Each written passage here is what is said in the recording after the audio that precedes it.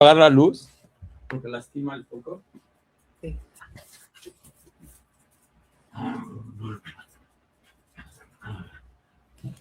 Ahí está bien.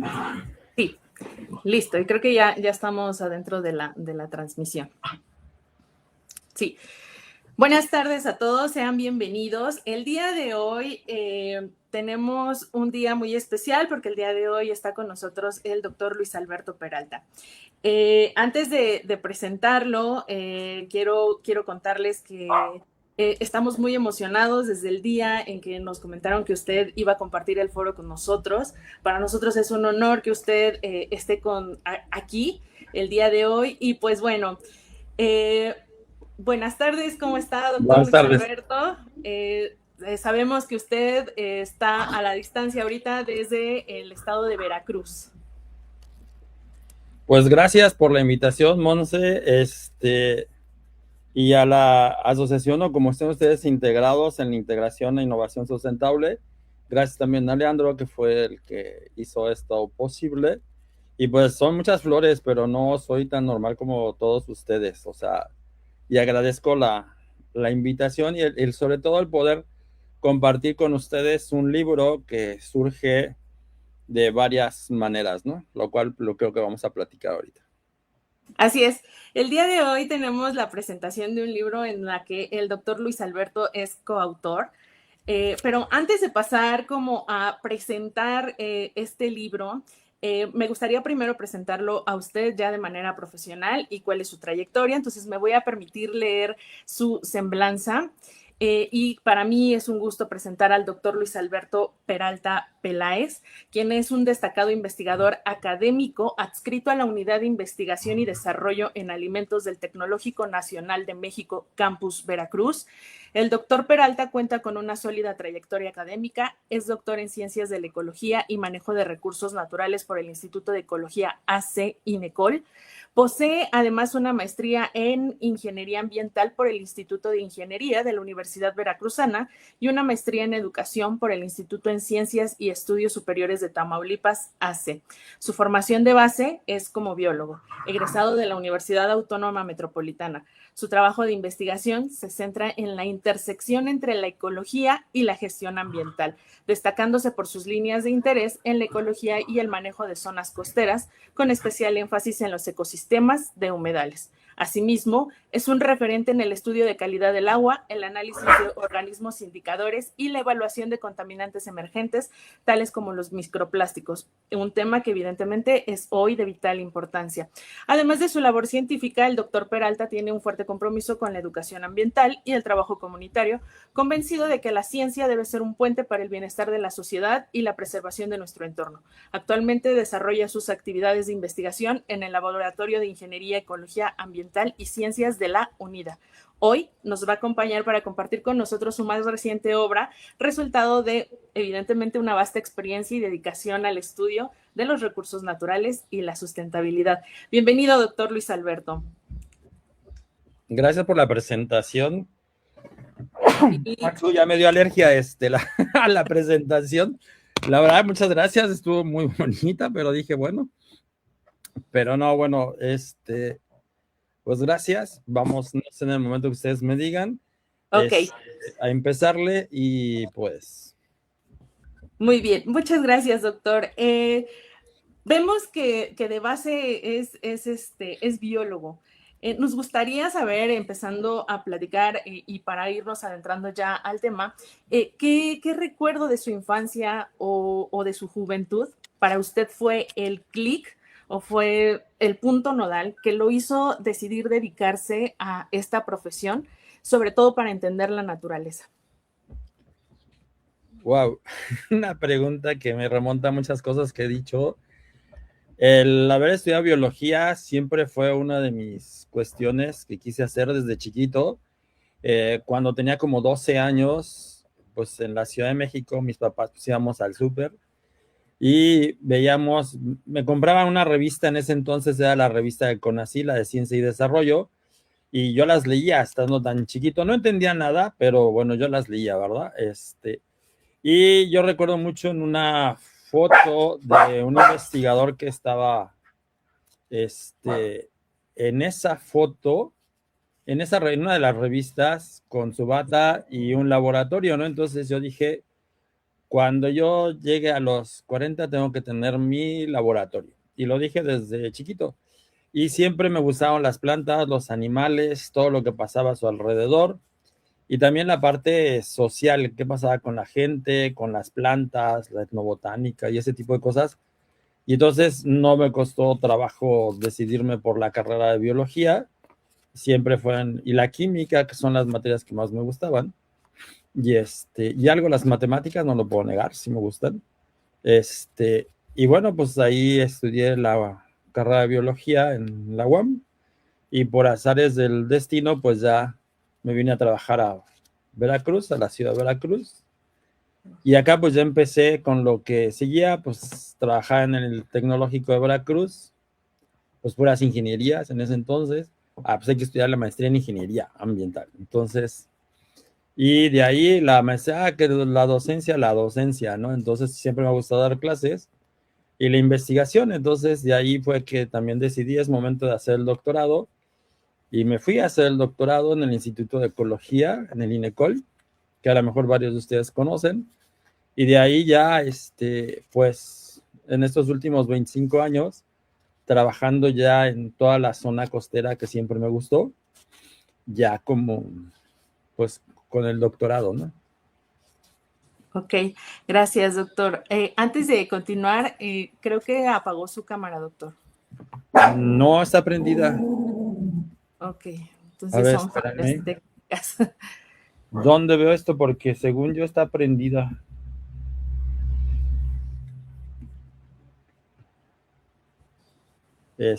Bueno, Déjame ver en los puntitos que aparecen aquí. sí, ok, lo esperamos, no se preocupe. No, fíjate que no la puedo, no visualizo la cámara, ¿eh?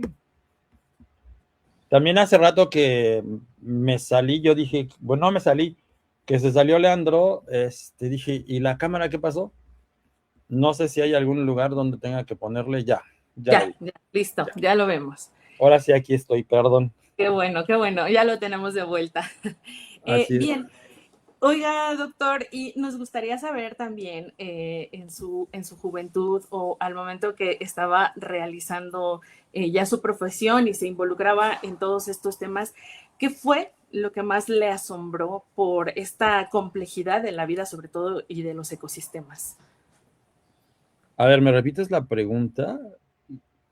Que a lo largo de su Sí. trayectoria y sobre todo ya impulsándose ya desde su profesión, desde lo que usted hace, ¿qué ha sido lo que le ha asombrado de esta complejidad de la vida y de los ecosistemas?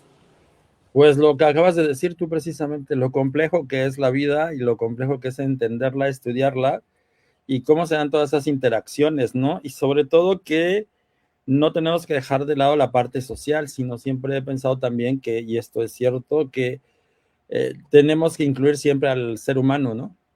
En todas esas interacciones, porque la biología actualmente, pues no la podemos entender sin la física, sin la química y mucho menos sin las matemáticas, ¿no? Claro. Como esa herramienta. Entonces, como son áreas que me gustan, entonces siempre me ha fascinado esa parte. Y sobre todo hay una cuestión que tú dices, ¿qué es lo que pasa si esto pasa en tal lado y si le quitas y le pones? Y empezabas con todos los problemas de contaminación, que eso es lo que más me llamaba la atención, y qué le pasaba a los ecosistemas, ¿no? Ya profesionalmente, entonces era ver esa interacción, sobre todo la parte química y física con los seres vivos, ¿no? Curiosamente, y ese es un dato anecdótico, yo decía que no quería contar patas, sino quería hacer otras cosas, que no quería ser un biólogo. Y pues el doctorado lo hice contando patas de los insectos. Y y es en serio, o sea, a final de cuentas me sirvió de mucho porque lo que realicé fueron cuestiones de indicadores, desarrollo de índices de integridad biótica con organismos indicadores que eran los insectos acuáticos, lo que son los insectos acuáticos, ¿no? Y a eso le sumas la parte química, la parte física y la parte social, entonces empiezas a ver eso, lo complejo que es, y eso es lo que más me gusta, ¿no? Sobre todo porque hay una interacción con personas, ¿no? Y esa transmisión de lo que en, tú sabes o crees saber de lo que estás viendo en la naturaleza y la gente te lo dice y te transmite desde su experiencia y pues coinciden en muchos casos, ¿no? Entonces esa parte es la que más me ha fascinado, me ha gustado y me ha enfocado más a esa cuestión de la biología. Y pues la biología no, todo el mundo la ve como que nada, vamos a estudiar los animales, las plantas por separado, ¿no? Sino más bien esa interacción que ahora es con la ingeniería, ¿sí? La sociología, para poder entender todo lo que está pasando ahorita, ¿no? Correcto, muchas gracias. Oiga, y nosotros tenemos una audiencia muy grande y muy diversa. Y dentro de esta audiencia tenemos a personas que apenas están incursionando en este tema de la investigación o están empezando a tener curiosidad por la investigación. ¿Qué consejo les daría usted desde su expertise, sobre todo profesional y de vida? Que hagan lo que les gusta, por no decir otra palabra. Eso es cierto, o sea, si tú no estás contento en lo que estás haciendo, contenta, contente o como le queramos llamar con todas estas cuestiones de género ahora, si tú no eres feliz con lo que estás haciendo, pues nunca lo vas a hacer. Si tus padres o quien sea tus tutores, tutoras o lo que sea, te obligan o te dicen es que tienes que estudiar esto, pues no vas a ser feliz, ¿no? Sino, yo creo que es seguir tú lo que tú realmente quieres hacer. Porque, si no terminando, te vas a sentir frustrado y vas a terminar votando todas las cosas, ¿no? Y hacerlo por hacerlo, porque puedes tener una beca o una cuestión, de, pues un grado académico nada más, pues también no vas a hacerlo. Hay gente, yo creo que habemos de diferentes tipos de gente, pero hay quienes, es como cuando te gusta la docencia, voy a poner este ejemplo, ¿no?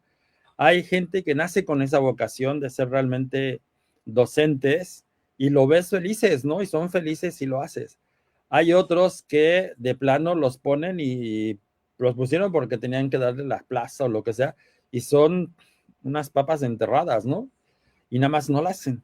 Y ya vemos otros que a lo mejor lo descubrimos en el camino que realmente nos gustaba, nos apasionaba esa transmisión de conocimiento y ahí es donde realmente tú eres feliz, ¿no?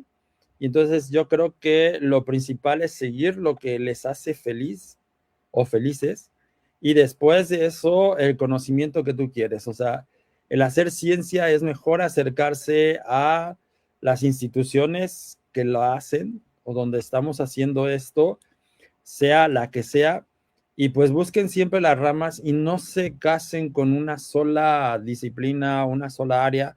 Ah, yo quiero estudiar esto. No, porque es tan complejo el conocimiento y tan vasto que a lo mejor te estás perdiendo de poder hacer.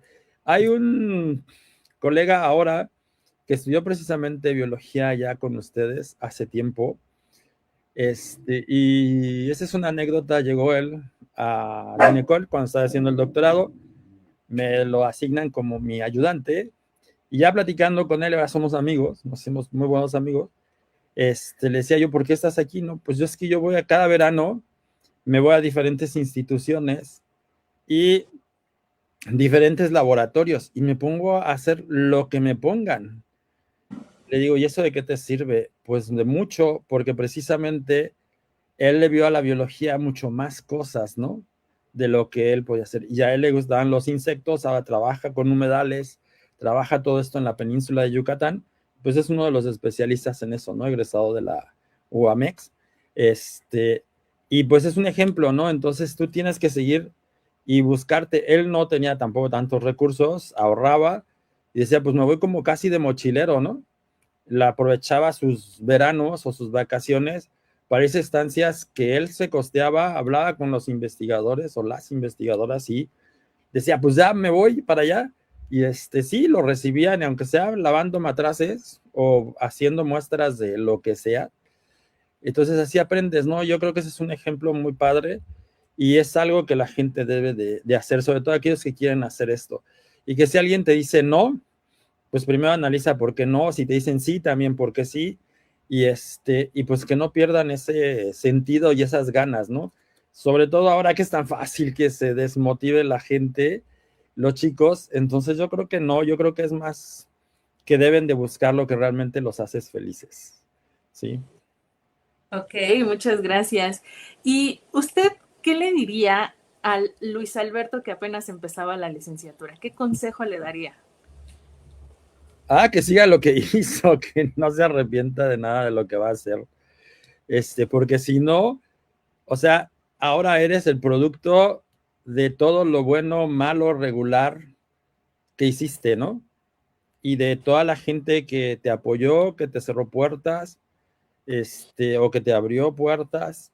Y entonces en esa interacción yo creo que es lo que nos va formando y nos va haciendo lo que somos actualmente, ¿no?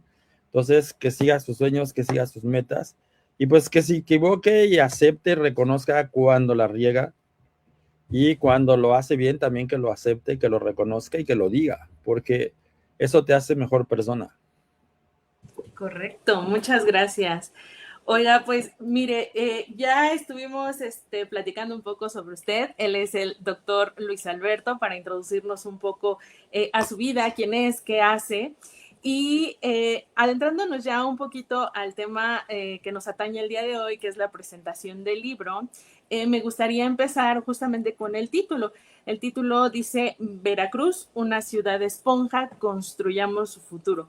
Y todos pensaríamos que ineludiblemente es un libro únicamente para Veracruz y por Veracruz.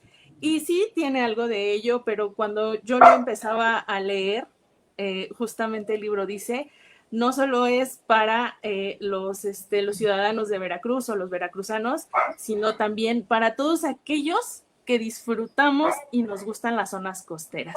Y yo creo que es un muy buen comienzo porque la mayoría o mucha gente nos gusta ir a las zonas costeras, nos gusta ir a la zona de mar, de playa. Entonces, no solamente es una invitación para que lo lean desde la perspectiva de Veracruz, sino desde la perspectiva de cualquier otro estado, pero que disfrutamos estos espacios. Adelante, doctor Luis Alberto. El micrófono es suyo. Bien lo dices, Monse, que es una invitación no nada más a los humedales de Veracruz, obviamente está enfocado en esto, en un tipo de humedales específicos, que es las lagunas interdonarias que están aquí, pero en la zona costera hay mucho más ambientes, mucho más humedales, y entonces esto puede ser aplicado no nada más en las zonas costeras, sino incluso en algunas zonas donde haya más humedales, hay el centro del país, por ejemplo, y cada uno de esos tiene su enfoque y lo pueden aplicar, sobre todo por lo que ahí se plantea. Este libro que se está presentando ahorita es parte de pues de otro conjunto de libros en donde yo soy coautor, no soy el autor principal. Sí, bueno, formo parte, pero es importante mencionar que este libro se puede aplicar en cualquier zona costera. Entonces, pues muchas gracias por esto. Y pues, ¿quiénes son quien empieza con este libro? Parte de mi trabajo doctoral lo hice en las lagunas interdunarias, pero en toda la zona rural. Otra persona lo hizo en la zona de aquí, de la zona conurbada, digamos, las que estaban ya dentro de la ciudad. Y la doctora Patricia Moreno Casasola, que es la editora principal de este libro, pues fue mi directora de tesis. Y platicando con ella en muchas cuestiones que hemos estado ya trabajando de seminarios, proyectos de investigación aquí en la zona, y pues se le ocurre hacerlo, hagamos un libro de esto porque son ecosistemas frágiles que están desapareciendo, y pues sí, y Débora, que es otra investigadora, mucho más joven también, del Instituto de Ecología, pues hicieron la parte de edición. Y este libro pues tiene bastantes coautores. Yo los invito a que al ratito que presente el libro, ponga el libro, pues lo vayamos viendo, ¿no? Ahí está el código QR. Y este libro fue patrocinado por el antiguo CONACYT, ahora CECITI, ¿sí? Y cómo está integrado, ¿no? Este libro estuvo a cargo de la doctora Patricia Moreno. El equipo que integramos este libro son 36 autores y 8 instituciones participantes. Es un esfuerzo que permitió articular varios enfoques, y sobre todo que es la multidisciplinaridad, ¿no? Y estructurar que está estructurado el libro, y como es un libro de divulgación, entonces la narrativa es de otra manera, de otra forma, ¿sí? Está ensayada y también es algo profunda, pero sin llegar a ser tan técnico para que todo el mundo lo podamos entender, ¿sí? La selección de imágenes, que me tocó también participar en las fotografías, no en los mapas, sino en la fotografía de esto, junto con Gerardo Sánchez Vigil, otro fotógrafo profesional, que la verdad su tiempo lo dedica con mucho gusto a este tipo de proyectos, ¿sí? Y lo usan toda la parte del paisaje, por eso cuando pongamos el libro lo vamos a ver en esa parte. Yo creo que es la parte del contenido y lo que dice el libro, yo creo que es importantísimo las fotos, ¿no? Es una maravilla las fotos desde mi punto de vista. Sí, y este libro invita sobre todo a esa parte de reflexionar cómo estamos impactando con todas nuestras actividades en el entorno, en el medio, en el ambiente, ¿no? Y cómo podemos hacer realmente una ciudad sostenible, ¿sí? Y con un enfoque de prácticas sustentables y sostenibilidad hacia la ciudad de Veracruz, ciudad y puerto de Veracruz. Y bueno, este libro está chiquito, tiene 134 páginas, para muchos pueden decir más, pero a raíz de este libro, y hago de una vez el comercial, para noviembre, diciembre de este año estará saliendo otro libro muy parecido a este, pero es la parte técnica, la parte gruesa. Ese tiene mucho más capítulos y otro tipo de información más ruda, más técnica, y son mucho más páginas, sí, bastantes más páginas. Entonces hay que esperar este libro para que lo podamos ver, ¿no? Sobre todo cómo surge este libro, ¿no? Entonces surge la inquietud y de la formación de información que teníamos nosotros ya trabajando en toda la zona costera, ¿no? Esta información que se presenta aquí, pues tiene pues 20 años de que empezamos a trabajar, bueno, yo 25, pero en general toda la información, pues recopila trabajos de 25 años en toda esta zona, entonces la riqueza que tiene, pues es bastante amplia, ¿no? En este sentido. Este es parte del grupo de trabajo, aquí estamos todos. Ella es la doctora Patricia Moreno Casasola, la editora principal, ¿sí? Entonces, y aquí estamos, pues, sí, todos los colaboradores y 3, 4 que estaban en línea, porque no pudieron asistir al INECON en esa vez. Sí, ella es la doctora Débora, ella que está aquí, sí, que es la editora de esto. Y esto es en el INECOL. Entonces es el trabajo de todos nosotros en esta parte, ¿no? Pero, pues nos podemos preguntar qué es una ciudad esponja, qué es esto, y entonces puse primero este ejemplo, este esquemita que viene en el libro, porque pues ahí vienen todos los elementos, ¿no? Y aquí veamos todos que identificar si realmente mi ciudad cuenta con esto o nada más es pura infraestructura gris y el agua que llueve pues se va a las alcantarillas, se mezcla con el drenaje de aguas residuales, o se va realmente a las tragatormentas si hay un drenaje específico y lo va a poner en otro lado, o todo, a dónde se va, ¿no? Entonces, este esquema, pues es un esquema general que se hace sobre lo que sería una parte de una ciudad esponja, ¿no? Entonces, plantas de tratamiento que funcionen realmente, pero que realmente funcionen, ¿no? Zonas verdes, si hay ríos, arroyos, pues que estén bien mantenidos, los techos verdes, captación de agua en estaciones, jardines de lluvia, o sea, jardines que puedan captar la lluvia, pavimento permeable y toda esa infraestructura que se tiene que ir haciendo, que no es nada más una infraestructura gris, sí se necesita parte de la infraestructura gris, es cierto, y también parte de infraestructura verde que se apoye también en la infraestructura gris, ¿no? Y empezar a ver que estas son soluciones basadas en la naturaleza, no hay otra cosa más que esto, ¿no? Entonces, y hay espacios o distribución en ciertas zonas donde el agua de lluvia se capta y se infiltra para mantener los mantos freáticos, ¿no? Entonces, esto es lo que se hace con lo que se plantea con estas ciudades esponja, ¿no? Y este concepto no es un concepto que nosotros hayamos realizado, sino es un concepto que genera un chino, Kong Chi-yu, él es arquitecto Bueno, ya falleció el año pasado, si no mal recuerdo, o principios de y él hace un planteamiento, ¿no? Que dice que una ciudad esponja es un conjunto de estrategias diseñadas para controlar inundaciones mediante la acumulación y liberación de agua de manera gradual, ¿no? Imitando precisamente lo que pasa con las esponjas. Ustedes y todos hemos tenido esponjas en el fregadero, nos hemos bañado a lo mejor con esponjas, y tú la empiezas a mojar y se empieza a llenar de agua, de agua, de agua. Llega un momento en el cual se satura y empieza a escurrir el agua lentamente por gravedad, ¿no? La va liberando de una manera que se va liberando gradualmente, ¿no? Y pues absorben esa agua que puede estar cayendo en exceso en los momentos de sin que esto sea una clase, ¿verdad? De las fuertes lluvias.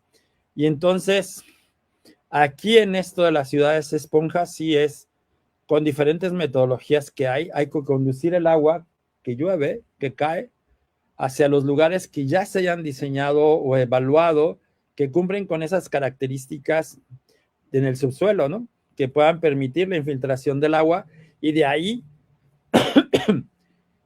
empezar a absorber el agua, mandarla a los acuíferos, al manto freático, y que vaya fluyendo lentamente sin que esto genere más problemas, ¿no? No nada más es canalizarla hacia los drenajes o tragatormentas o drenajes y que salgan al mar en el caso de aquí, ¿no? De la ciudad de Veracruz. Entonces, recordemos que el agua siempre tiene memoria. Entonces, muchos de los lugares donde nos inundamos, al menos en la zona costera y aquí en la región de Veracruz, muy probablemente son zonas, no muy probablemente, son zonas bajas en donde el manto freático afloraba, ¿no? Y donde el agua de manera natural se acumulaba en estas temporadas. Y bueno, pero llegamos nosotros y cambiamos toda esa dinámica, ¿no? Entonces, esto es muy importante, este concepto de ciudad de esponjas, por lo que dice aquí al final, ¿no? Es muy relevante, sobre todo en las zonas costeras, que son especialmente vulnerables al cambio climático. Entonces, todos los elementos del cambio climático se conjuntan en toda la zona costera. Es una zona frágil en donde parte del cambio climático nos afecta, las lluvias torrenciales, las mareas de tormenta. Entonces, esta es una zona muy dinámica en donde las ciudades esponjas cumplen un papel fundamental para poder minimizar esos impactos que se tienen, ¿no?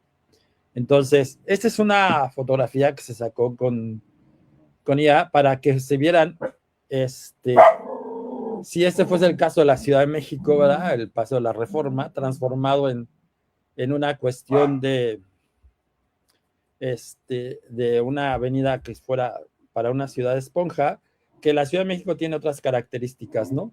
Entonces, este autor, Yu, aunque se le criticó mucho el modelo de ingeniería, él critica también mucho el modelo de ingeniería hídrica dominante ahorita, que es el canalizar, entubar y sacar el agua, ¿no? Cuando en las ciudades lo que tenemos es el problema de agua, de abastecimiento de agua. Entonces, ese tipo de problemas pues lleva a él a pensar en otro tipo de cuestiones, ¿no? Entonces, frente a esto que está planteando él, no sé si se ve el cursor, frente a ese paradigma, sí, propuso recuperar esa parte del ciclo hidrológico que estamos perdiendo, ¿no?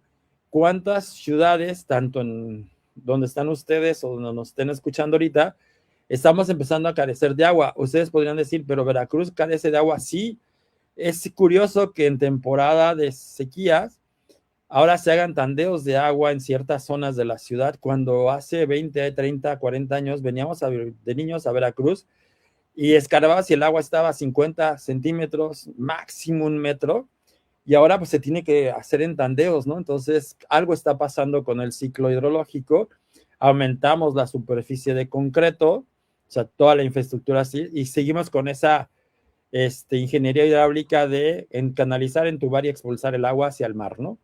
Cuando la deberíamos de canalizar hacia estas zonas afortunadamente la ciudad de Veracruz es afortunada y desafortunadamente, sobre un sistema de dunas costeras que puede permitir infiltrarse más el agua, ¿no? Entonces, eso podría favorecer mucho la cuestión de lo que son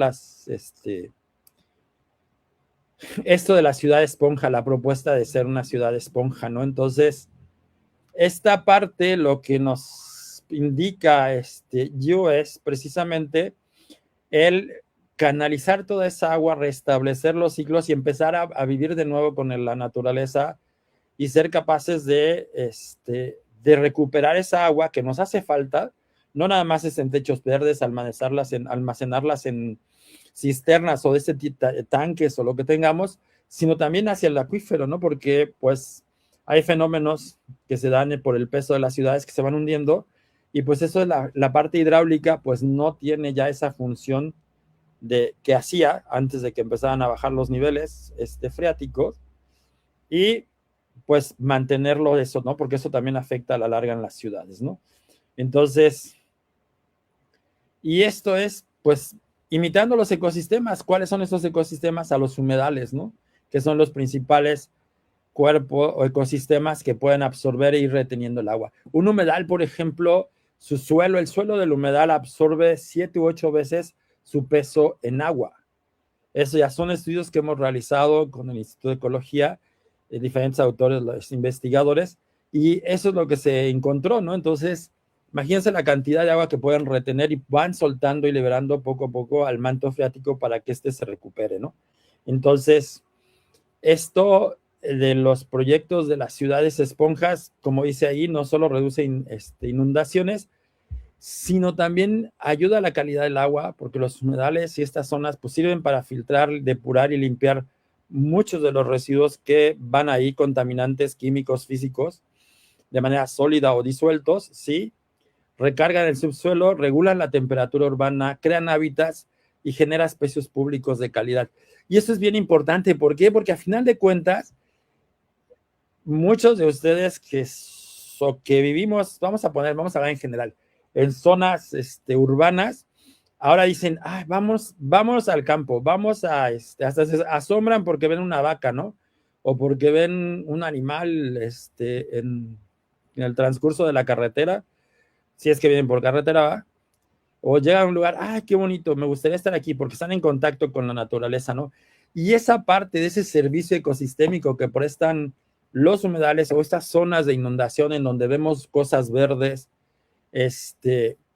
vemos que llegan las aves, vemos que escuchamos los cantos o vemos cómo que escurre el agua, pues eso nos hace sentir diferentes, ¿no? Y nos armoniza en muchas cosas y ese es un servicio ecosistémico que, pues, si lo queremos valorar, no le podemos poner una cantidad económica, pero es mucho más importante porque tiene nuestra salud, nuestra paz mental sobre todas las cosas, ¿no? Entonces, su valor es mucho mayor, ¿no?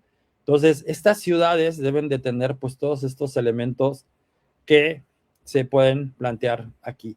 Y eso puede suceder en el Valle de Toluca, pueden ser soluciones a la contaminación que tienen ustedes hacia arriba con el río Lerma, por ejemplo, o en otras zonas, ¿no? Hace poco, un año, fui a Toluca y pues da tristeza ver cómo las lagunas que estaban antes de llegar se me fue el nombre, si alguien me apoya, entre la Ciudad de México y Coajimalpa y Toluca, pues ya están casi secas, ¿no? Ya no hay tanta agua como cuando éramos niños. Entonces, esas se pueden recuperar con este tipo de espacios, ¿no?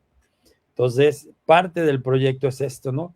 Y este libro que busca precisamente esto, los valores, acercarnos a los valores, problemas y posibilidades para trabajar por ese sueño, una meta común para que todos los habitantes de estas ciudades puedan vivir y podamos vivir mejor, tener mejor calidad de vida. Y eso es trabajo duro, sí, porque aquí es donde la pregunta que me hacías ahorita es la parte donde tenemos que empezar a involucrar la parte social. Y eso es lo que se está perdiendo también, la parte de la sociología, de cómo trabajar con comunidades, no nada más es comunidades, hablar de comunidades rurales, sino en diferentes comunidades dentro de las ciudades, ¿no? Dentro de las zonas urbanas o periurbanas. Entonces, esto nos permite hacer varias cosas con este libro, lo que pretendemos. Sí, y libro está fundamentalmente en dos ideas fundamentales. Enfrentar los problemas del manejo de agua en la ciudad que tenemos aquí en Veracruz, o que puede ser en cualquier zona costera o cualquier ciudad, ¿sí? Aumentando la permeabilidad y la capacidad de filtración del agua. Entonces, en diferentes áreas urbanas. Entonces, si ya sabemos dónde siempre se inunda, hemos hecho infraestructura gris bastante, pero la ciudad se sigue inundando. Obviamente sale mucho más rápido la inundación, en vez de durar 5 o 6 horas, pues ahora te dura 2 o 3. Pero esa agua la estamos canalizando al mar y no la estamos dejando que se infiltre, y entonces tenemos problemas por falta de agua, que no se está recargando el acuífero. Y eso conlleva a que en el caso de las lagunas interdonarias en Veracruz, pues también se empiecen a secar, ¿no? ¿Por qué? Porque no estamos permitiendo esa recarga del acuífero, ¿no? Y entonces, esto volvemos al concepto de soluciones basadas en la naturaleza, de cómo funcionan los ecosistemas. O sea, no estamos descubriendo nada nuevo, sino simplemente es, pues, los ecosistemas y la naturaleza nos dice lo que está pasando, ¿no? Y cómo podemos solucionarlos. Y la segunda parte de cómo está organizado esto es fomentar la participación social, ¿no? En todos los que estamos involucrados en esta parte, o sea, todos los actores que estamos habitando en estas regiones, ¿no? Y poder hacer las actividades de gestión. Entonces aquí sí cuesta trabajo porque no estamos acostumbrados a esta parte de gestión, pero cuesta, ¿no? Hay una persona de unas lagunas que estamos trabajando con ellos, son organizados y todo eso, y dicen, ¿cómo le hacen ustedes para no desesperarse? Nosotros llevamos 3 años, 4 años tratando de hacer esto, y ustedes llevan 20 años y pues siguen igual. Pues es que hay que seguirle, o sea, administraciones vienen, administraciones van, pero hay que seguirle y no quitar el dedo del renglón. Es simplemente mostrar las cosas con evidencias, con resultados, no con suposiciones, ¿no? Entonces, cuando tú empiezas a presentar resultados y cosas tangibles y que se hicieron con la metodología científica, pues a las autoridades no les queda otra más que empezar a ocuparse, no preocuparse, a ocuparse de esto, y uno también como ciudadano no esperar a que todos nos lo hagan, ¿no? Sino también tenemos que poner manos a la obra. Eso tiene que ser de manera conjunta, ¿no? Para poder trabajar en estas partes. El libro también está dividido en 5 secciones, ¿sí? La construcción de una ciudad esponja en el tiempo, el ambiente de una ciudad esponja, qué es lo que debe de ser, cómo la interacción entre la ciudad y los flujos de agua superficiales subterráneos, qué se deben que tomar en ese tipo de cuestiones, y poder hacer otras áreas protegidas, naturales y en beneficios que aportan a todos nosotros, ¿no? Entonces, es necesario conocer esto. Sí, ya hay muchos estudios y muchos trabajos de muchas instituciones en donde ya han trabajado varios ecosistemas, y pues es ver cómo está esa información, si existe, si está bien, para poder empezar a trabajar esto, ¿no? Entonces, esto es la parte importante. Entonces, esto lleva 5 capítulos dentro del libro, y la otra es los habitantes de los humedales urbanos. O sea, ¿quién vive ahí? ¿Qué es lo que sucede? Aquí en Veracruz tenemos algunas lagunas en donde de repente aparece un lagarto, ¿no? De hecho, tenemos una laguna que se llama Lagartos, y ahí está un lagarto. Originalmente, en la llegada de los españoles, ahí había lagartos. Por eso se llama así, pero pues la gente tiene miedo, ¿no? O sea, ay, me va a comer, se va a comer a mi perrito, o va a ser, pues no hacen nada. Yo creo que también es una cuestión que nos han infundado miedo hacia todas las especies, y la televisión y ahora los redes sociales y esto, pues genera mucho pánico en ese tipo de cosas, ¿no? O sea, como que hay en las zonas urbanas un repudio hacia la naturaleza, sobre todo hacia los animales. No te va a hacer esto, te va a hacer aquello. Entonces, pues vas viendo que la flora y la fauna, porque las plantas, no, esa puede ser dañina, te puede hacer esto. Entonces, pues nos vamos aislando cada vez más, cuando debemos de conocer y tomar precauciones cuando se tenga que hacer, ¿no? Las cosas con precaución, como dice un principio en Carta de la Tierra, hay que tomarlas con precaución, con cautela, cuando no se tenga la certeza de lo que está sucediendo ahí, ¿no? Pero, pues aprender a vivir en esto, ¿no? Es lo que nos lleva el capítulo, la sección 3, ¿sí? Después dice los pobladores de la ciudad esponja. Aquí es nosotros como personas, ¿sí? Y destacar su participación como elemento clave para la gestión. Tú vives ahí, ¿qué quieres hacer con esto? No nada más son cuestiones de mosquitos, sino Los mosquitos siempre van a existir y la cuestión que también hay un estudio que se hizo acá sobre cuáles son los mosquitos transmisores de enfermedades y esos viven en tu casa, no viven en estos cuerpos de agua. Los mosquitos hembra pues desarrollaron la hematofagia, pero esas son de todas las especies, la mayoría de las especies de mosquitos, ¿no? Pero eso es por que lo van a hacer, pero no todos te van a transmitir el dengue, el chikungunya, el Zika, ¿no? O alguna otra cuestión de paludismo, lo que sea. Y entonces esto es lo que sucede, ¿no? Y aquí tenemos que ver el capítulo, la parte 5, que es la ciudad del futuro. Sí, presentamos unas alternativas y escenarios para mejorar la gestión del agua, aumentando la permeabilidad de la zona urbana, avanzando a la construcción de una ciudad esponja que permita un futuro más sustentable. Y aquí se presentan 2 capítulos.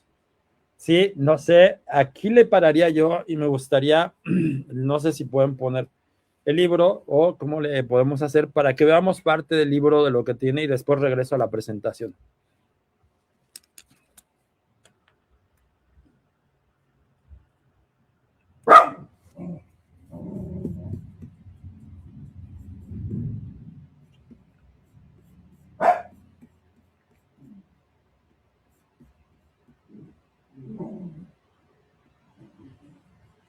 Sí, bueno, ¿me escuchan? Sí, sí, sí. Creo que tiene que dejar de compartir para que se pueda compartir el siguiente documento. ¿Cómo le hago dejar de compartir?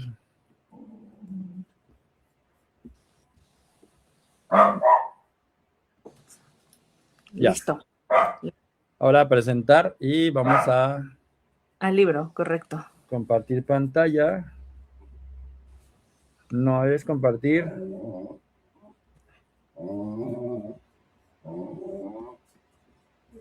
Es en compartir, presentar, ¿va? Ajá, presentar y ahí le va a decir compartir pantalla. Diapositivas, archivos. Tu computadora. Ahora no me salen.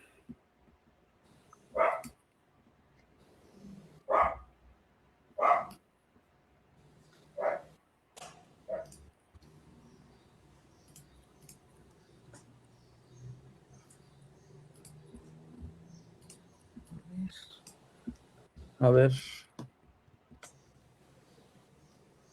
Déjeme ver si puedo compartir yo. El libro es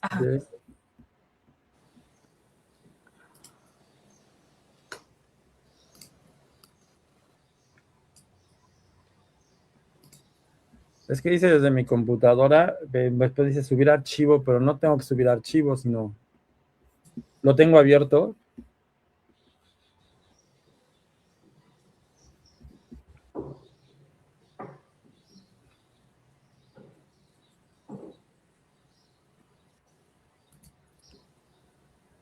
Y en compartir pantalla no le da, si ya lo tiene abierto.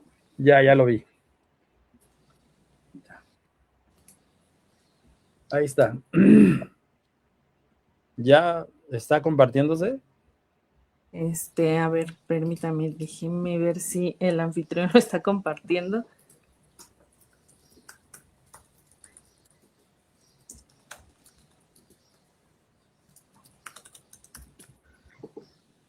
No, yo no lo puedo visualizar.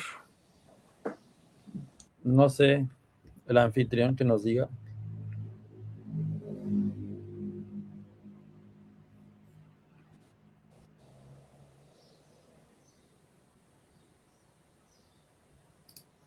¿No lo ve? No sé. A ver, Leandro, ¿te encuentras por ahí que nos puedas decir si puedes visualizar tú el libro?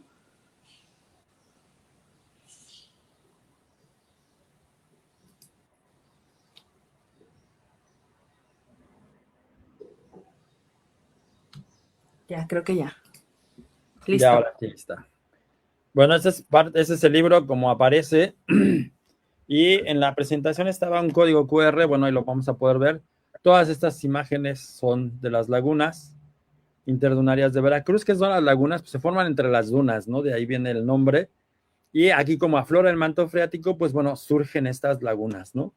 Entonces, esto es parte de las imágenes que tiene el libro, toda la parte de la presentación legal que debe de tener los capítulos que vienen aquí, cómo leer el libro, de qué está integrado, y estas fotos, ¿no? Estas partes de una laguna, un cárcamo de bombeo de aguas residuales para que no caigan en la laguna, una dedicatoria. Clorinda fue otra persona que estuvo trabajando en estas lagunas, pero falleció.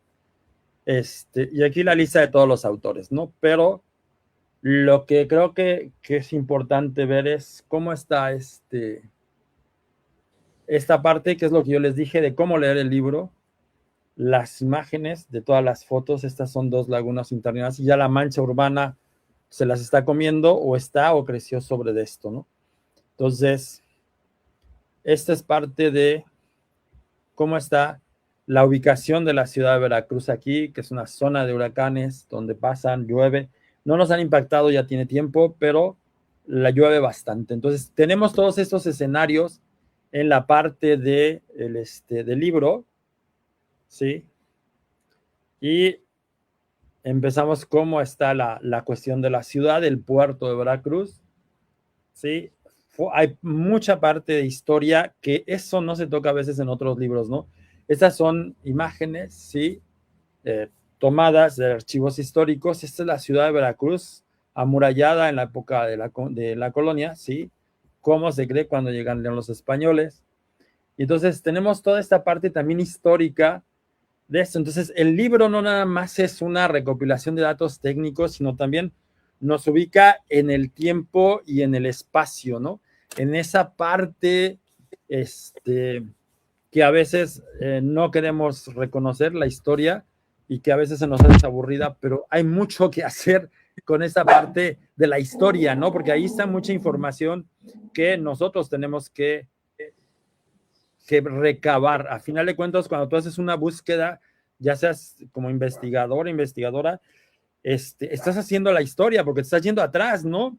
Los últimos 5, 10, 15, 20 años, ¿no? Estás haciendo historia, pero en un tema específico. Pero aquí a la historia, como nosotros la conocemos, pues es todo lo que pasó anteriormente en esta parte. Entonces, es muy, muy importante que también conozcamos esto, ¿no?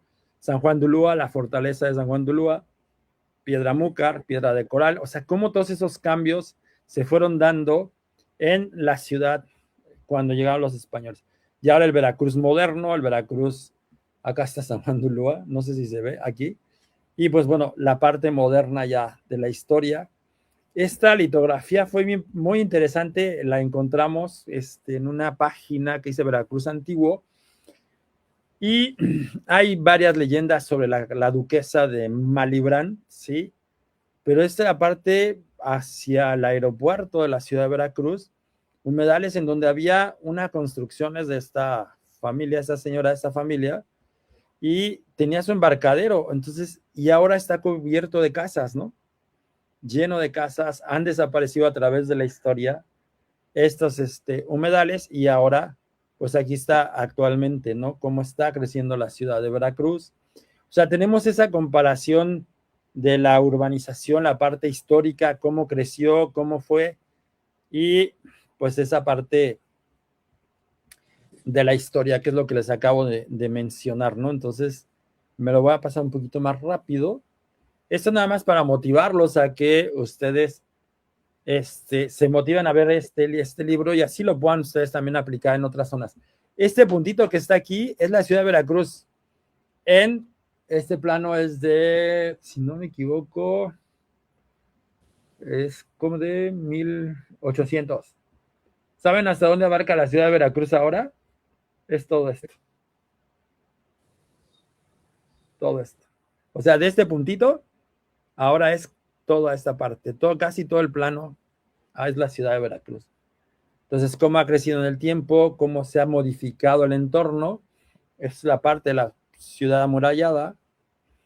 Todo eso lo tenemos, entonces son datos del INEGI, datos que son históricos, y nos ayuda a entender mucho de lo que está pasando, de la problemática que se tiene, y está en un lenguaje muy accesible, ¿no? Esta es otra laguna dos lagunas, sí, está una sola laguna, pero la gente la separó porque, ¿por qué? Porque no, los de acá no querían caminar hasta acá dando la vuelta, entonces empezaron a rellenar aquí y se separó la laguna, pero es una sola cuerpo de agua.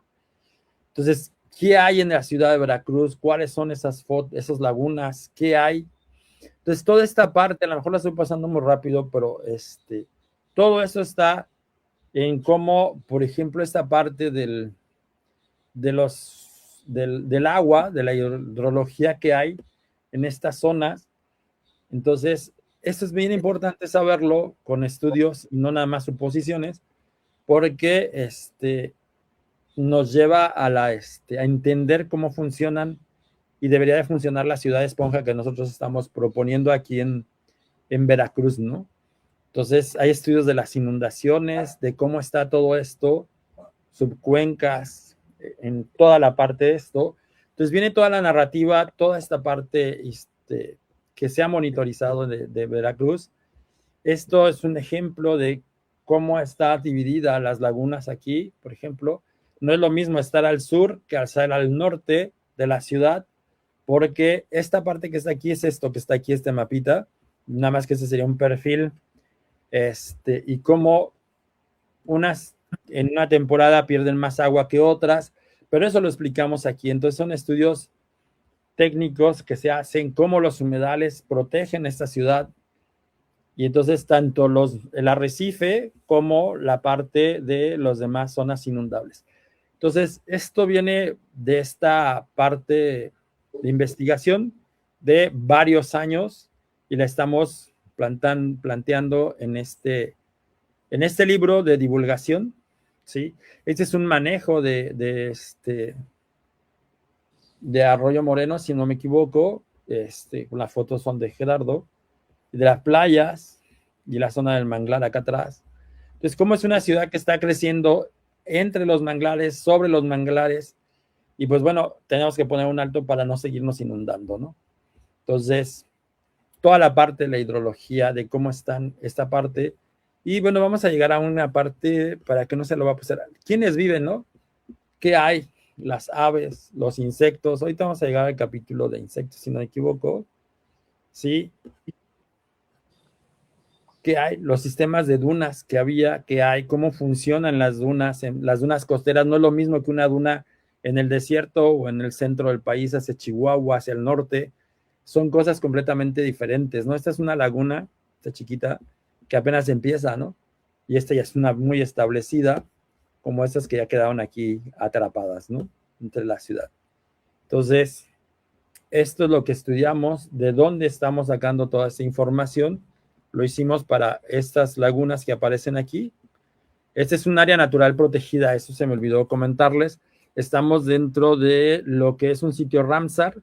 En este sitio Ramsar están protegidas varias de las lagunas interdunarias, y también es un área natural protegida. Bueno, el sitio Ramsar es a nivel internacional, a nivel estatal está como el archipiélago de lagunas interdunarias, que quedan 33.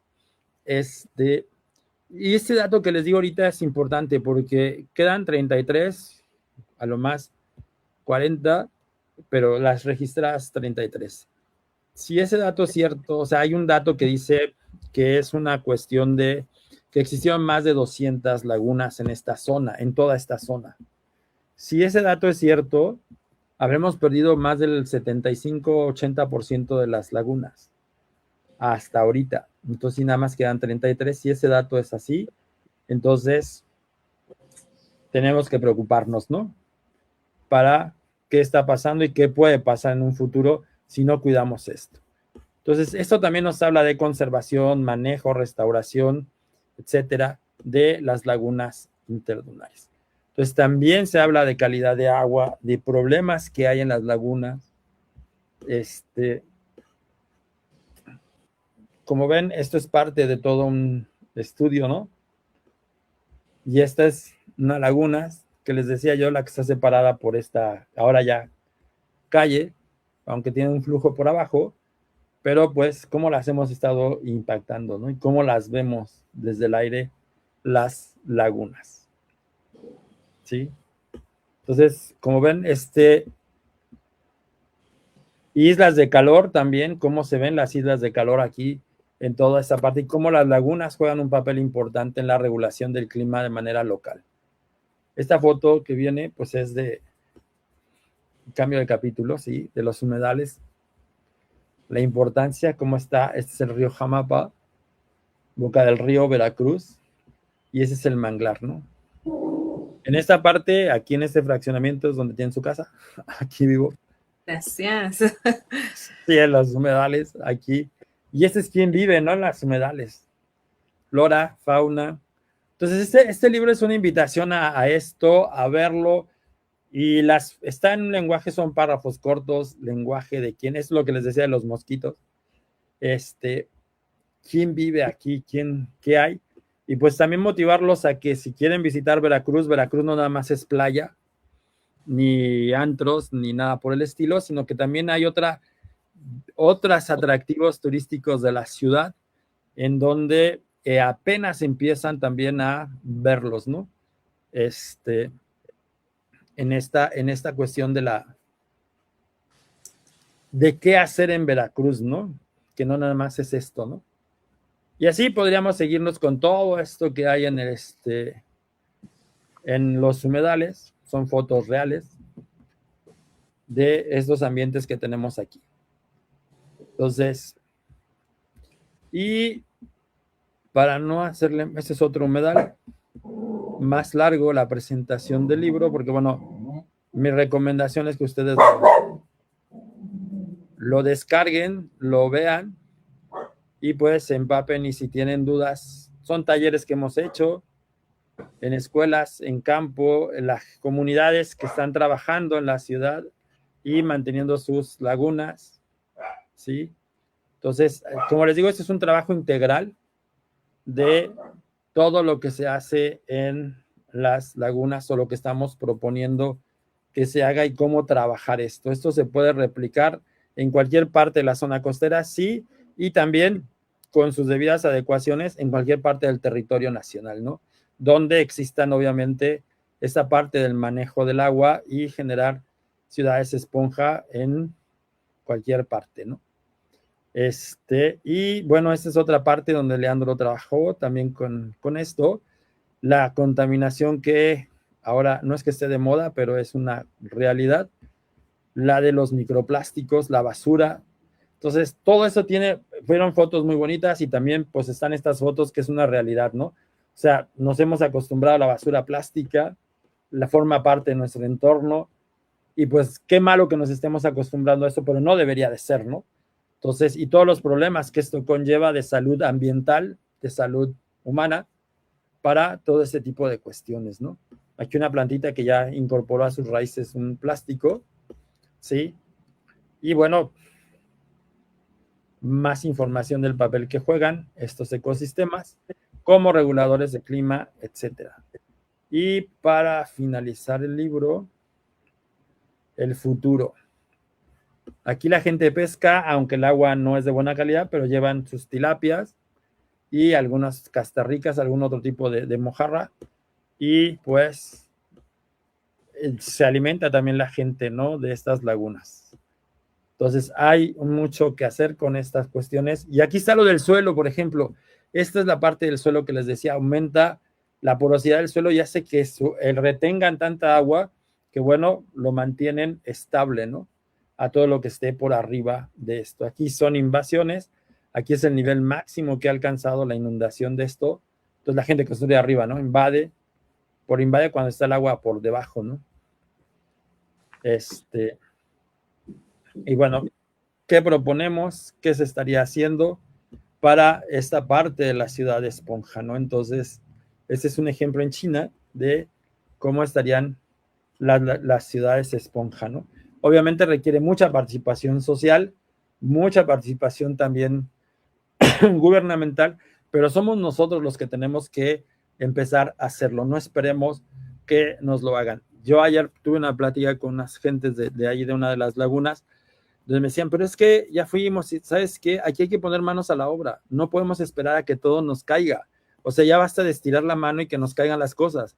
Ustedes como vecinos están haciendo lo suyo. Presenta, cuesta tanto hacer esto, este es el proyecto que queremos.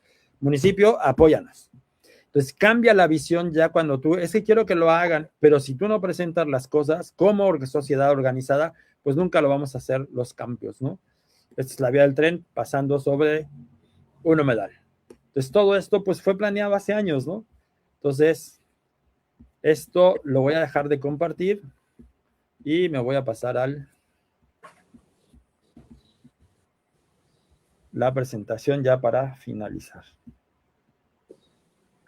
Pues yo creo que todo esto es muy Sí, interesante. Justo sí. cuando yo leía el libro, algo que me llamó mucho la atención y sobre todo yo con mi formación desde las ciencias sociales es que siempre nos hablan de que tenemos que aprender la historia, ¿no? Culturas mesoamericanas, la historia internacional en general, pero algo que me llamó mucho la atención fue también debemos de conocer la historia medioambiental de donde habitamos, de donde crecimos, de todo lo que hacemos, ¿no?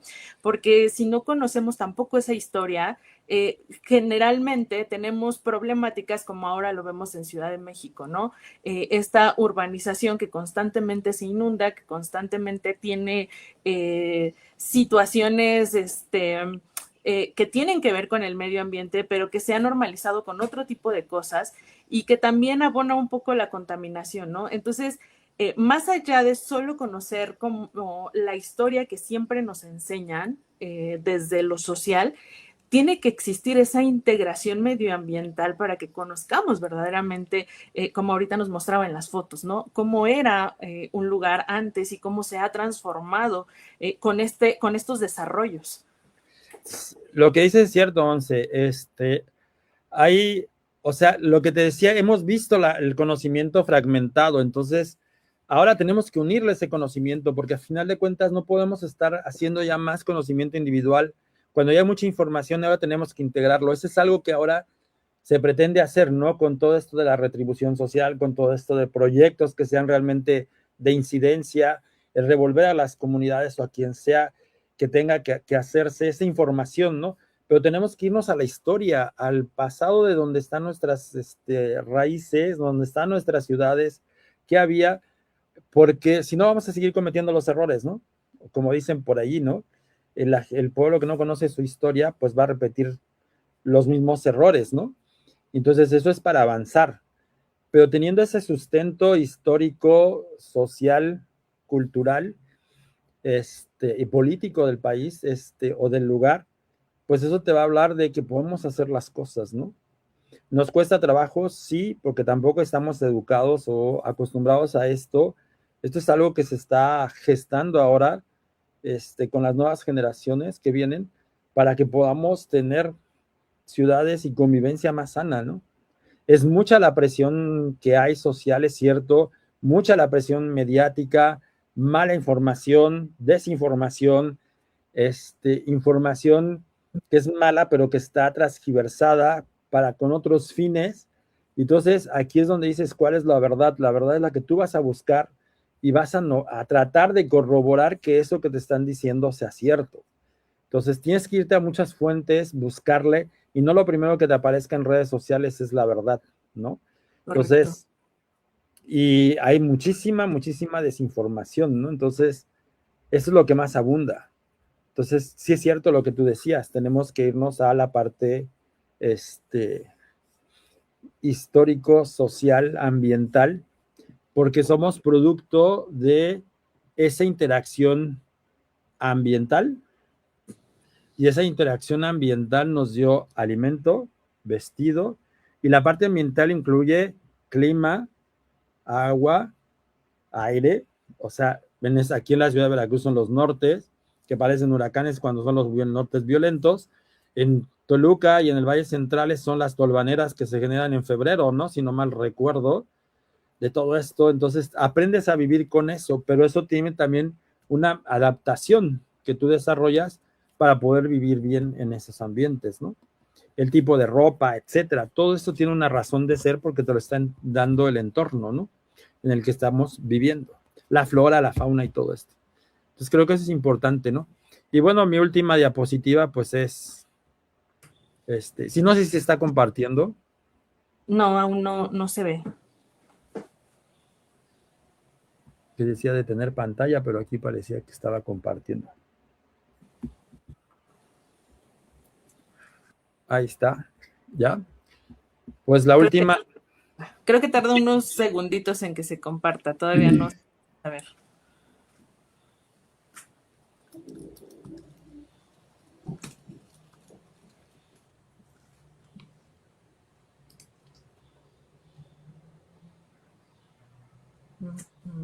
No se ve. ¿No se ve? La estoy con... yo aquí no te veo a ti, pero veo que no se ve. No. Va de nuevo.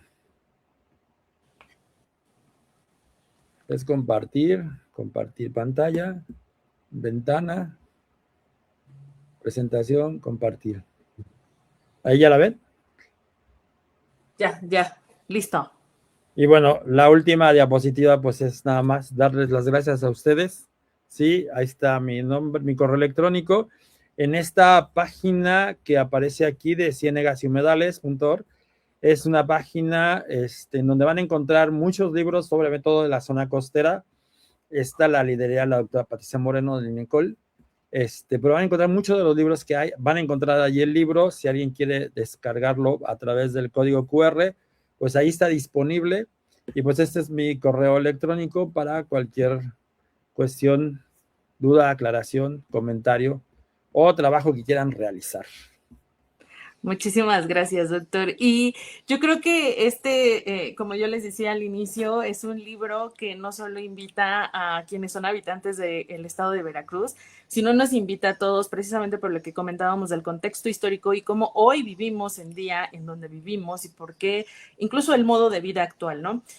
Por otro lado, también hablaba mucho de algunas especies, qué especies viven.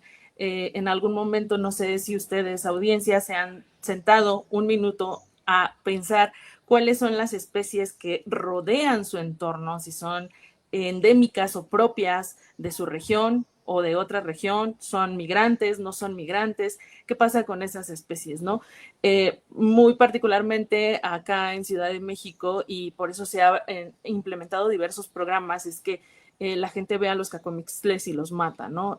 Cuando realmente son pues especies, ¿no? Y recordar que nosotros somos como seres humanos los que invadimos los entornos de las especies, ¿no? Y nosotros somos quien desplazamos a esas especies. Entonces, creo que es importante porque, reitero, nos invita a todos, aunque no seamos habitantes de Veracruz, y sobre todo también nos invita a esta reflexión, a ver más allá de qué es una ciudad, como lo vivimos en el día a día, desde el voy, vengo a trabajar, a la escuela, hago lo que tengo que hacer y listo, yo habito en esta ciudad. Pero ¿qué hay en esta ciudad que yo habito? ¿Se puede hacer algo? Realmente, por ejemplo, yo les hablo desde también la dignidad. Estamos viviendo en un entorno medioambiental digno, ¿no? Porque también partimos de ahí, ¿no? Entonces, no me queda más que agradecerle, doctor. Estamos muy, No, muy complacidos de que el día de usted hoy estuviera con nosotros. No sé si quiera dejarles alguna reflexión final, algo que le gustaría compartir. Fíjate que algo que dijiste ahorita, y bueno, pues no me acuerdo si viene en el libro, pero las especies que viven. Nosotros nos gustan a veces las especies exóticas y queremos introducirlas. Y por ejemplo, en la Ciudad de México pasó con los eucaliptos, ¿no? Acá en Veracruz, las casuarinas, que le llaman los pinos de los jarochos, que no se los puedes tocar porque, bueno, pero son especies introducidas que desplazan a otras, ¿no? A las nativas. También cuando se migró más el pirul también, pero ya se adaptó. Entonces, no es nada más, yo quiero esta planta, esta especie, ¿no? Aquí en Veracruz nos han dicho, en algunos programas que hemos asistido de radio, la gente, quiero que se vea, quiero jacarandas, porque se ven bien bonitas, sí, en la Ciudad de México, porque es su clima, pero acá yo no las puedo poner, ¿no? Y tampoco se han traído otras especies que sí se han adaptado, pero también desplazan a otras. Entonces, hay mucha información de muchos colegas en otras instituciones que ya te dicen qué árboles sí sembrar, qué árboles no sembrar y cuáles son las implicaciones que eso tiene, ¿no? Por ejemplo, dijiste el cacomixle, acá los tlacuaches para nosotros, pues están re feos, hay que matarlos. No, pues esos son controladores de plagas que tú odias. Las cucarachas ellos se los comen, ¿no? Y otras cosas. Entonces la invitación es a no tenerle miedo a la flora y a la fauna, preguntar siempre, acercarse a la gente que sabe, a los especialistas y exigirle también en su cuadra, en su comunidad, que se mejoren las condiciones de vida. Todos queremos a veces hasta en nuestra oficina tener una plantita porque sabemos que la plantita nos cambia el entorno simplemente en el cual estamos, ¿no? Y nos hace ser felices porque, cuido mi plantita, pero la veo, está bonita, está verde, o ya se me está secando, entonces también habla de por qué se me está secando, ¿no? Entonces, yo creo que esto nos invita a mucha reflexión y que la ciudad donde ustedes vivan puede ser también una ciudad esponja. Correcto, muchas gracias. Tenemos algunos No sé. comentarios, me voy a permitir leérselos. Dajayana Olivares dice, es un excelente profesor, investigador, el mejor. Mariana. Florecita Tirado dice, es el mejor. Gaby Citlali Cruz, saludos desde Toluca. Sara V. Bello, sin duda de los mejores doctores, su conocimiento, humildad y dedicación siempre dejan huella.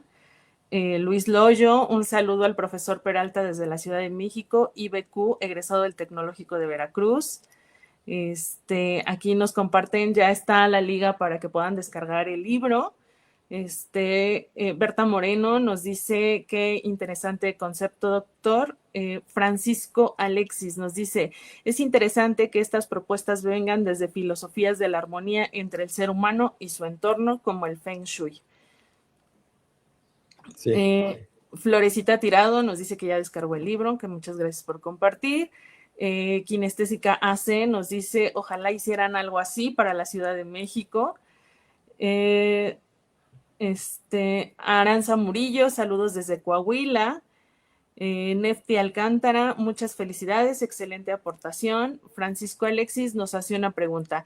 ¿Se ha generado interés desde el Estado para integrar los distintos sectores y participación solidaria en la transición de Veracruz a una ciudad esponja armónica? Sí, en este momento sí hay esa interés por parte de las autoridades que están ahorita. No es tan fácil, pero sí hay cierto acercamiento ya, y entonces, y esto no nada más es por nosotros, sino que se ha logrado que la sociedad sea la que esté presionando y la academia nos invitan, también estamos hablando, entonces los diferentes actores sí nos hemos sentado y hemos estado y seguimos trabajando para que esto se pueda lograr o se tengan algunos ejemplos de esto. No es tan fácil, pero sí es no quitar el dedo del renglón, y gracias a todos los comentarios que han dicho antes. Y en la Ciudad de México sí lo tienen con la recuperación del lago de Texcoco, bueno, el Francisco Nabor. Ahí está uno de los ejemplos en donde están recuperando esto, cómo se están también tratando. Hay mucha gente que está trabajando en el Xochimilco, lo que curiosamente es el ajolote y que ahora estuvo de moda en la Ciudad de México. Yo no tuve la oportunidad de ir, pero ajolotes por donde quiera. Entonces, esa especie emblemática, cómo está haciendo el pivote para que se restauren, conserven y amplíen los humedales de Xochimilco, ¿no? Porque son patrimonio de la humanidad, por todo lo que todo implica. Entonces, hay esfuerzos, sí hay esfuerzos. A lo mejor quisiéramos que fueran todos así rapidísimo, pero bueno, hay mucho que atender en muchas cosas, pero somos nosotros, insisto, los que tenemos que empezar a presionar y que dónde podemos poner estos humedales y esas zonas para que la Ciudad de México se va a seguir inundando, sí, porque era un lago, pero que se canalice el agua hacia esas zonas donde el agua puede infiltrarse y tener ambientes agradables, ¿no? Hay unos parques padrísimos y muy bonitos en la Ciudad de México, y que, bueno, podían ser transformados también en algunos en humedales, ¿no? Totalmente, gracias. Florecita Tirado nos dice, excelente aportación de Leandro, muchas felicidades a todos los autores. También aquí, a propósito de este comentario, es muy importante también el trabajo que hace el maestro Leandro respecto de los microplásticos, y que es un tema de contaminación que hemos normalizado muchísimo, y que hoy en día no solo afecta el tema medioambiental y justo de la contaminación, sino nos afecta a nivel físico, biológico a los seres humanos, ¿no? Andrea Gómez Martínez, muchas gracias por compartir su conocimiento, doctor. Hermillanos Casteda nos dice un gran libro. Nefti Alcántara, saludos desde Toluca. Aranza Morillo, excelente libro. Muchas gracias por compartir sus conocimientos con nosotros. Nefti Alcántara nos vuelve a decir, los eucaliptos son especies invasoras. Berta Moreno, buenas tardes, doctor, extraordinario aporte. Quisiera saber, derivado de su experiencia, cómo percibe el nivel y tipo de participación de la sociedad en las diversas acciones que en su libro se muestran. Gracias. Es diferencial porque no todos los lugares ni toda la gente está involucrada en esto. Cada uno tenemos problemáticas diferentes, desde las personales, y se van conjuntando con tus vecinos, con tu zona donde vives, tu cuadra, tus cuadras, tu colonia. Entonces son visiones diferentes. O sea, nosotros hemos visto en el caso de las lagunas interdunarias conceptos muy diferentes en todas, ¿no? Cómo diferentes pobladores se adueñan o no de su entorno y de formas completamente distintas, ¿eh? Hay quienes nada más están exige y exige y exige que se haga y no hacen nada, y hay quienes están haciendo, hicieron y siguen trabajando y están esperando que llegue también el aporte, pero ellos dicen, lo tenemos que hacer nosotros, es por nuestro bien, y lo siguen trabajando. Otros que están en la parte intermedia, entonces sí hay la participación también es, pues vamos a llamarle diferencial, ¿no?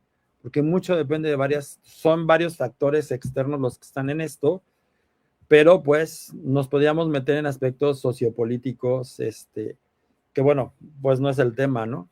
Pero que también influyen en esto, ¿no? Para ver cómo podemos entrarle.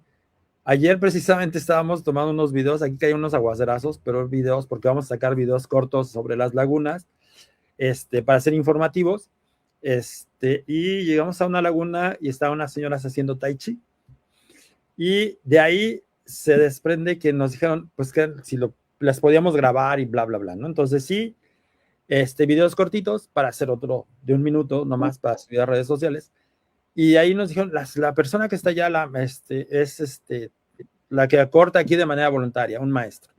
Fuimos y nos dijo, sí, pero yo no quiero salir en los videos. Ok, no hay problema. Entonces nos dijo, pero vayan con la señora que está allá cortando el pasto. Fuimos con ella, sí se dejó grabar y nos dijo, yo soy corredora profesional. Y yo empecé con el machete aquí porque yo corría en esta laguna cuando esto era un pedacito, nada más podía caminar alrededor. Entonces salía con el machete, después de que me caí varias veces, dice, salí con el machete y empecé a podar, a cortar y a hacer el sendero más grande. Y la gente se unió. Y entonces para poder hacer esto, y la señora corre, es ama de casa, y entonces ahí es donde ves cómo la participación social es diferente. En otra laguna es muy distinto, es la gente está organizada, están todos, pero se desaniman y vuelven a animarse y así. Y acá no, es otra cuestión, y otras lagunas en donde de plano nos cuesta mucho trabajo, ¿no? Entonces, pero pues no hay que quitar el dedo del renglón. Sí es muy diferente la participación social, depende de qué, pues son varios factores. Muchas gracias. Francisco Alexis nos dice ciudades planificadas para la vida en su totalidad. Y finalmente Gladys nos dice, gracias doctor, el mejor. Gracias por sus comentarios. Pues muchísimas gracias. No sé si les quiera dar algún consejo final, algo que para cerrar esta presentación. Pues lo que dije al principio, sean felices y eso los va a llevar a cumplir todas sus metas. Si eres feliz, lo vas a lograr. Si no eres feliz en un lugar donde no lo eres, pues no sigas ahí y haz realmente lo que te haga sentir feliz, pero que te ayude a crecer como persona y con tu entorno, ¿no? Con los que te rodean. Totalmente. Pues, doctor, muchísimas gracias. Nuevamente estamos muy felices, muy complacidos de que haya permitido compartir este espacio. Y pues no me queda más que agradecerle a usted y a toda nuestra audiencia. Para las próximas transmisiones, pues bueno, aquí nos pueden seguir en Innovación e Integración Sustentable. Muchísimas gracias, que tenga un excelente día. Igualmente para todos, muchas gracias por la invitación y gracias por estar pendientes de esta presentación. A todos. Gracias. Gracias. Hasta luego. Hasta luego.